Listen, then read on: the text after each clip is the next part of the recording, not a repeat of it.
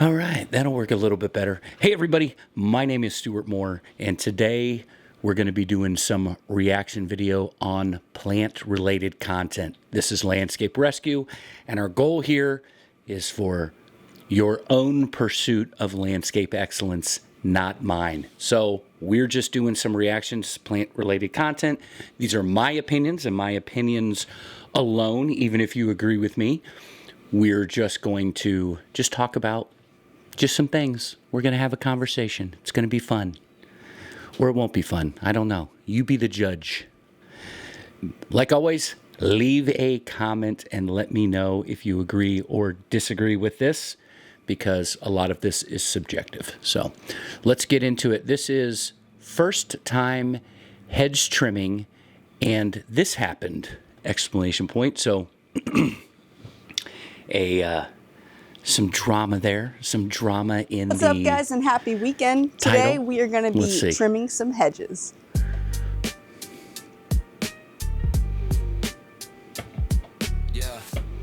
Some big old camasiferous there. Yep. And you can see that boxwood. Let's see here.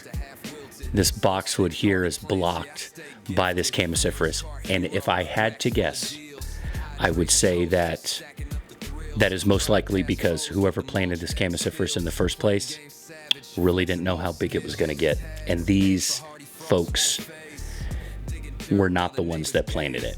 Gotta warn you guys, this is my first time using a hedge trimmer. Be kind, I'm just a girl. Ferns in the backseat, roses riding shotgun, bags of compost chill where the groceries got none. Price trunk packed, blooms in a frenzy. Streets smell like spring when I pull through gently. Zone 6. I've already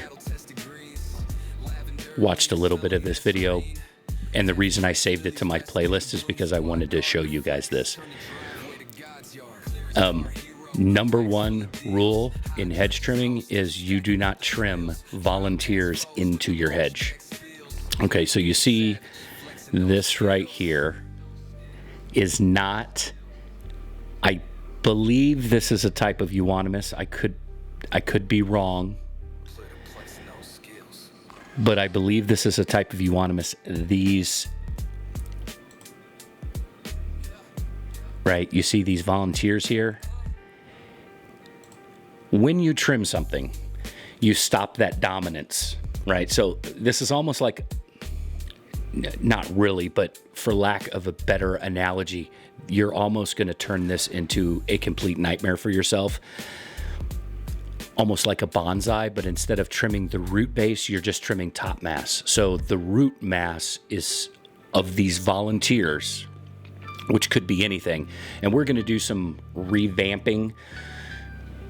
I'm going to try my hardest to balance filming and going over and helping my neighbor. And he has volunteer cherries all over his property. Both neighbors do. Both of the older folks, they're both in their 80s, late 70s, and then early 80s. And they have a lot of health problems and surgeries that they're bouncing back from, and they just can't take care of their landscape. I went and talked to them both yesterday. Today is Tuesday, and I went and talked to him and got permission and set up some flower beds that I wanted to do for him. There is cherry trees everywhere. It does not take long for a landscape to get out of control. When you're trimming your hedges, you have to remove the volunteers inside the hedges, because eventually these ladies are not going to be able to handle the volunteers in these hedges because of the root mass that's growing in with the root mass of that euonymus, right? So those wild cherries or whatever they are in their area, they probably have that, volunteer nightmare tree. And all they're doing is trimming the top mass. The bottom mass still exists, right? So you can see right there, that line, she's just buzzing it, right? Like, I get it. If this is your first time using a hedge trimmer, chances are she's not a landscaper, right? So that's what I wanted to do here. is I'm not picking on anybody. What I'm going to talk about is that is a very common mistake, especially in things like burning bush hedges. Despite what you might think about burning bush hedges have a tendency to get walnut. Around here we get elms and walnuts and wild cherries that grow into the bush, and then somebody that doesn't know what they're doing or is lazy is going to come through there, and they're going on the professional side, like a professional that's coming into, which I use the term professional loosely sometimes around here, but they're going to come in and they're just going to trim, and they're just going to start knocking the tips off of these elm trees, and these elm trees are going to continue to grow, and they're going to, that dominance now is stopped because they tipped them, and now those side shoots are starting, and that trunk, I mean, I've pulled, and I'm going to show you how to do that over here in my neighbor's house. I'm pointing back here like you guys know where my neighbor is, but they're across the street. And we're gonna pull some of those volunteers out that have just been, you know, they've just been wreaking havoc on, and eventually it gets to the point where now the thing is 6-inch DBH, which is diameter, well, I guess not diameter or breast height, but maybe. He's got some pretty big trees over there because when they were little tiny babies, they worked themselves in amongst the landscaping, and then they started growing and nobody went in there and fixed it, right, when they were little. And so now we have a big mess on our hands. That is potentially going to be a mess. And they might lose, and that's the rub, is you might eventually lose that shrub that you're trying to trim right there because you have 6 volunteers in there and you're not going to be able to get them out without doing significant damage to the actual shrub itself. Yeah, so there it goes. Yep. Make sure you trim that guy. It's still alive. It's still alive. I would roll my wrist at the top of that motion. I would roll my wrist, just kind of start in and roll to just give a little bit more symmetry. And I think spending time on each individual bush is important, so that way you can have some symmetry there, because that's why you're trimming things. Because it didn't look necessarily bad. I would have gone in there and at least tried to get some of those volunteers out of there, and then maybe a light trimming for that, because now, I don't know. We'll see. I water them slow in the mid-morning light. They stand real tall, they grow just right. No wild vines, no twist and spree. My plants, they stay as tame as me. I like my plants just a little restrained. No spiky thorns, no color. Okay, I want to go back here to this. You have the giant Chamaecyparis there. I would want to extend this bed out here, and I would want to keep the Chamaecyparis. I would probably pull this boxwood because we're not getting any real benefit on this corner. And see, and then I would want to move that bed, and I want to put something like a boxwood right here by where her left foot is. And the reason I say that is because now I have a security concern with that window. And again, that just goes harkens back to what I said earlier, is that was probably misplaced. I don't think that was intended to get that big. So either stay on top of it and trim it. Chamaecyparis, those false cypress do have a tendency to grow very slowly, and I think you could work it back under control. But now I've got a security concern. From this particular angle, it looks like that window's blocked by the Chamaecyparis. So I would want to bring the bed out, keep the Chamaecyparis, trim it. I don't necessarily like to trim them. I like the right plant for the right place, but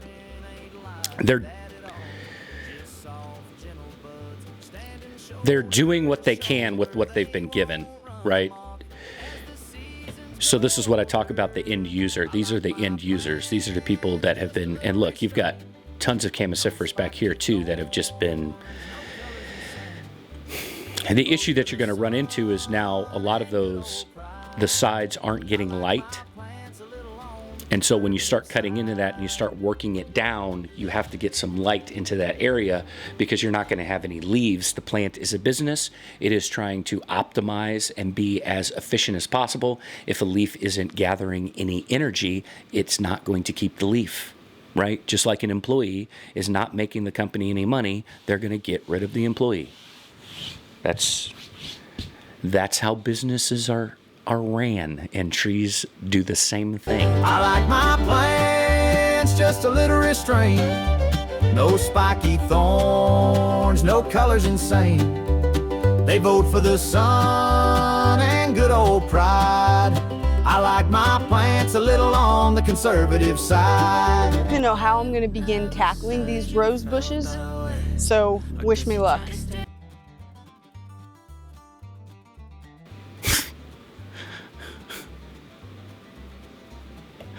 I wouldn't tackle them at all. They look like they're in pretty good shape, and it looks to me like they're about to push blooms. So I don't know what time of year this was, but Stems, no bending rules.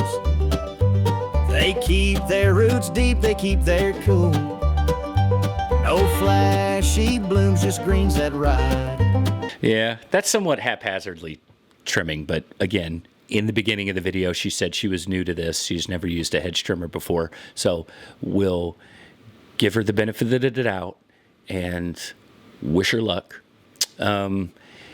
Usually when I'm trimming, I'm not wearing cargo shorts because roses have a tendency to tear you up pretty good when you're in there amongst them. Pair of work boots would be nice also. You can't tell me this girl doesn't own a pair of work boots. Don't tell me for a second she doesn't have a pair of lugs somewhere in there in the closet. But yeah. I mean, I'll trim roses and I will roll them, which means I'm rolling them and just kind of shaping them up a couple times a year, and I will trim off everything. If this was my house, I might have held off and done more of a selective prune with my actual nippers versus going in there and just rolling everything to let the rest of my landscape kind of bounce back and have a less contrived look. With the exceptions of the boxwoods. I mean, I don't know. That's a tough one because I clean up roses quite frequently, especially drift roses, which that's what those are. Those are red drifts. She's not doing anything wrong, but they did look like they were in pretty good shape.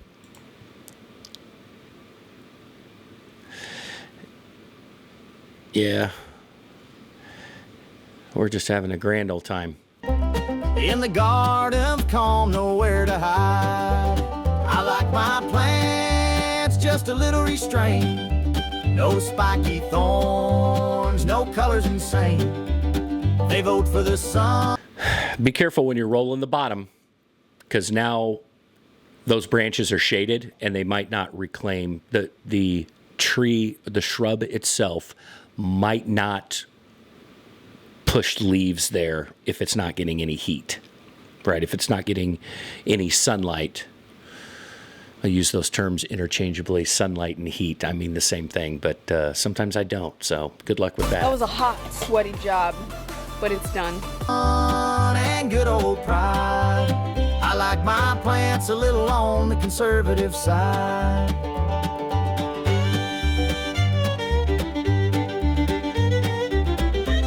Well, you got irises back there. What's back there? Yeah.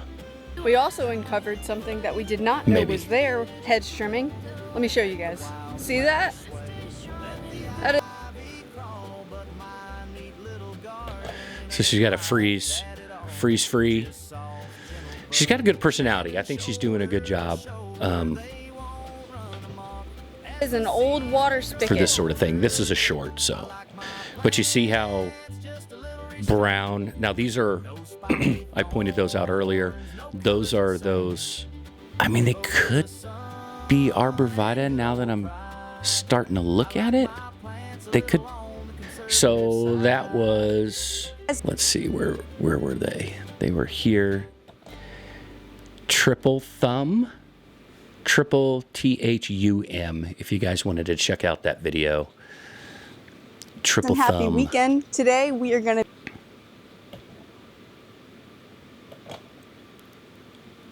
Oh, I see what's that. Okay, so let's look. I wanted to look at that final... Did I get that right in the beginning? Are those chamiciferous? I think those are. I think those other ones are arborvitae. Yeah, okay, so those are definitely chamiciferous. But we wanted to be cheeky and fun there, and then I didn't get to see this other side. So I think... No, I can't tell. I can't tell if those are green giants or what it was, Lime Delights. They look kind of like Lime Delights, which I like Lime Delight as a arborvitae. This is, with the exception of those knockout roses, or sorry, knockouts with drift roses, a very evergreen, well, and whatever this is, weeping mulberry maybe? No, that's something else. I don't know where that is. So it looks like they bought a house and they're just kind of trimming stuff up and getting stuff ready to go.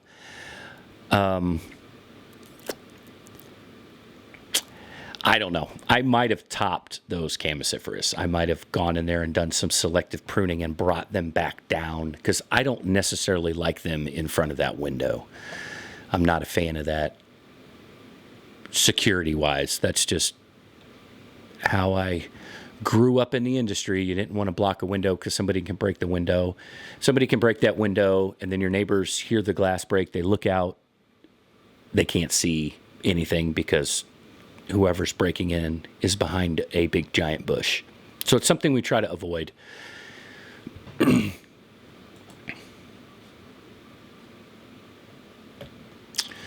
Yeah, I mean, I don't necessarily hate the shape, but they're all in front of windows, and which leads me to believe whoever it was that planted those just went to the local garden center, saw something yellow that has fraggle hair, and they said, that's adorable. I want to put that in there with the rest of my evergreens. Yeah.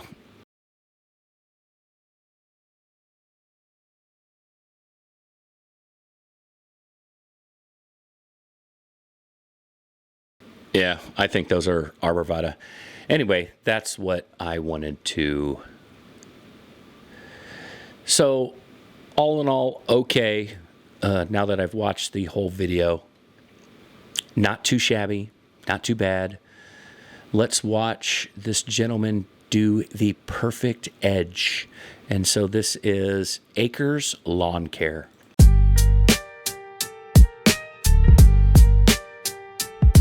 Yeah. And he's using a 2x4 to make sure he's getting a good solid edge. Sliding in the Prius, quiet with that mean glide. Hybrid whip, got the streets on the green side. Lowe's run, mission clear, snatch that. I'll tell you what, I know right out of the gate this is England, because they are so particular about their edges. Very, very symmetrical, squared up. They like that very crisp turf border. And they also do this here, which is they leave a little bit of space between their hedges and their turf so they can keep it crisp.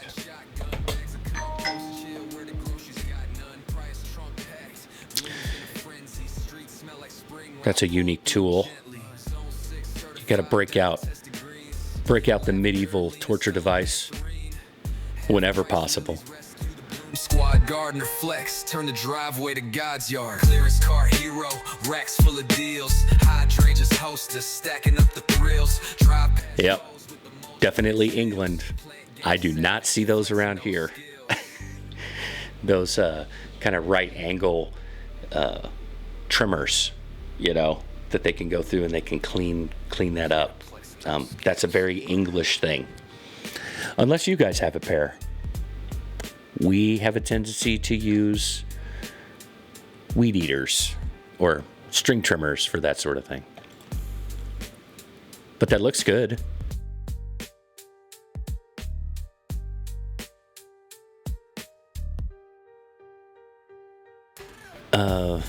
Turf needs a little bit of help. So I don't know. I don't know if it looks like he had a crescent shaped spade, and he used a 2x4. Pretty cool. Pretty cool idea for that. Stand on the 2x4 and then with your other foot, make sure you could also do it with a string line and just some spray paint. You could do it like that too. I would also probably say that if I was gonna do that, I would use a longer 2x4. Yeah, two pretty good videos. I, unfortunately for me, don't know how long I'm gonna talk about a certain subject because I'm pretty unscripted. I can show you my script right here. It's the names of the two channels that I just watched. Triple Thumb and Acres Lawn Care. Those were the two videos that we watched. So that's my script. So I really don't know how long, and the allergies are just wearing me out. So sitting here talking is kind of silly of me. So this is Landscape Rescue. My name's Stuart Moore, and thank you very much for letting me into your home, talk about plants,